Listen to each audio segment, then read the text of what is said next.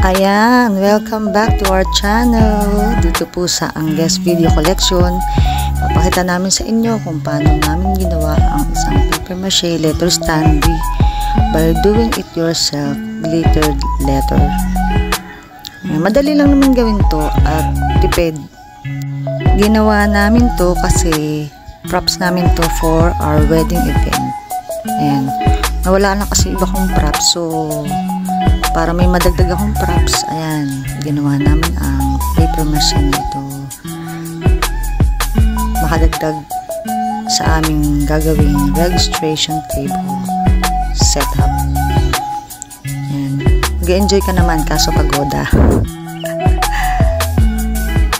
Ayan, tawa ka ng tawa, mag-subscribe ka muna. Don't forget to hit the bell button para lagi kang updated.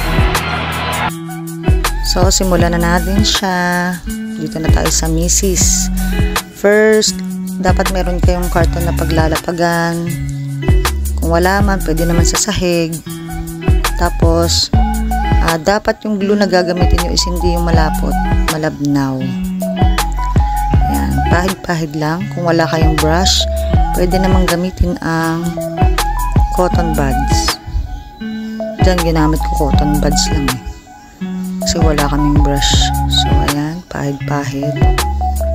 Dapat po pantay ang pagkakapahid nyo para pag naglagay ng glitter, ayan, pag naglagay na ng glitter, lahat malalagyan, didikitan.